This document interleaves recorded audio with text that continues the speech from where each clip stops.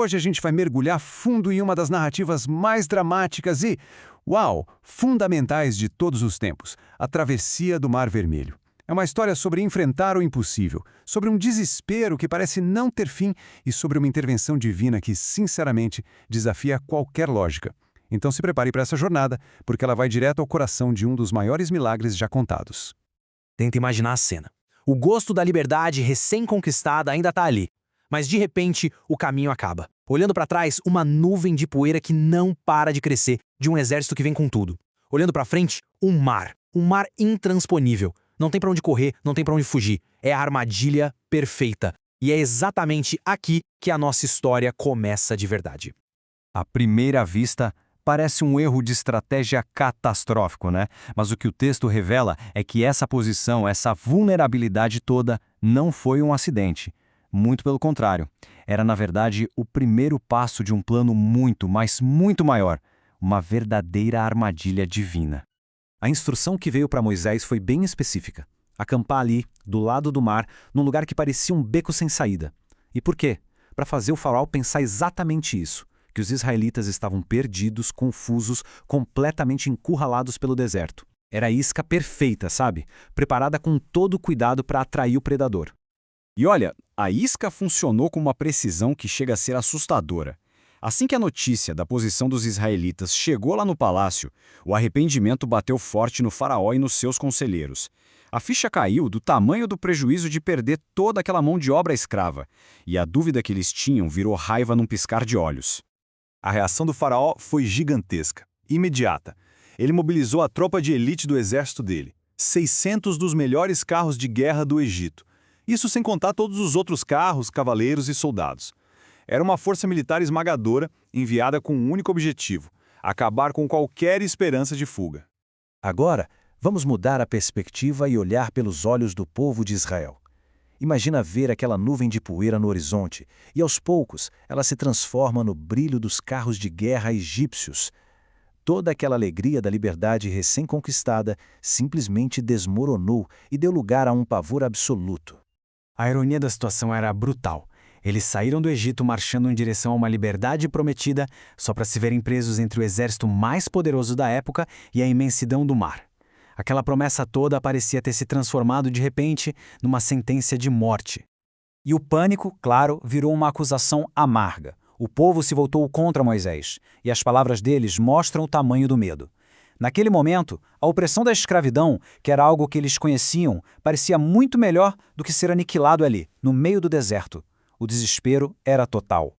Mas é aqui, no meio do caos, no meio do choro e do grito de um povo apavorado, que a história tem uma virada daquelas. A resposta não vem do pânico, mas de uma calma e de uma autoridade que desafiam completamente a lógica da situação. Esse é o ponto da virada.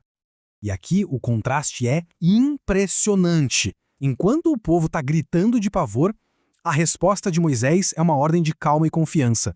Ele diz basicamente: parem, fiquem quietos e observem. Ele promete que a salvação está vindo e que aquele exército que eles tanto temem, bom, eles nunca mais vão ver. Logo em seguida vem a instrução de Deus para Moisés, uma sequência de ações que, se a gente parar para pensar, soa até meio ilógica. Primeiro, mandar um povo encurralado marchar. Marchar para onde? Em direção ao mar?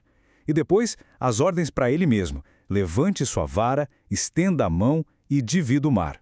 A fé tinha que vir antes do milagre.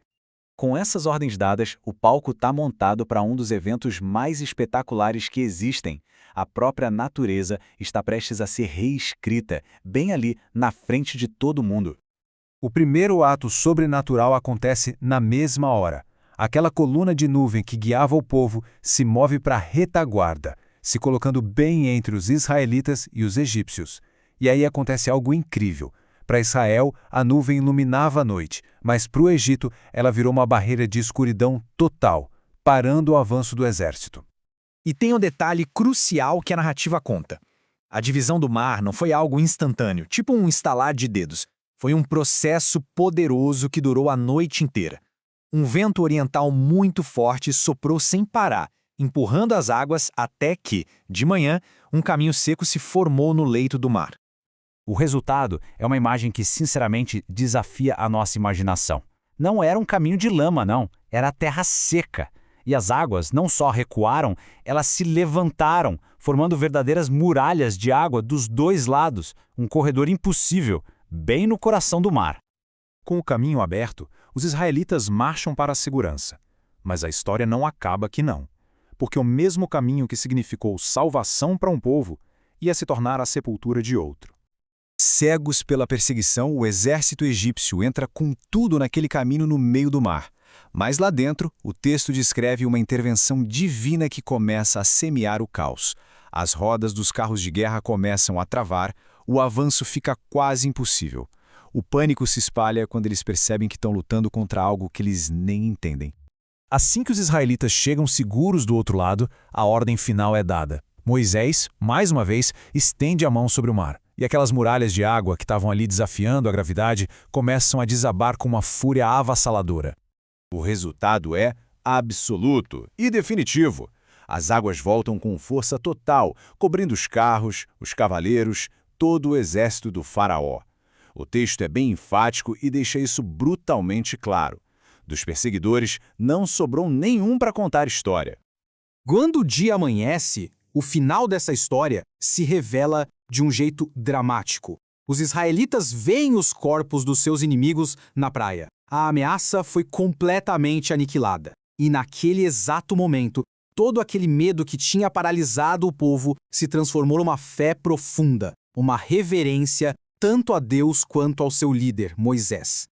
E isso tudo acaba deixando a gente com uma pergunta no ar, né? A narrativa parece sugerir que às vezes é preciso ser levado até o nosso limite absoluto. Mas o que será que é necessário para que o abismo do desespero se transforme num alicerce da convicção mais forte que existe?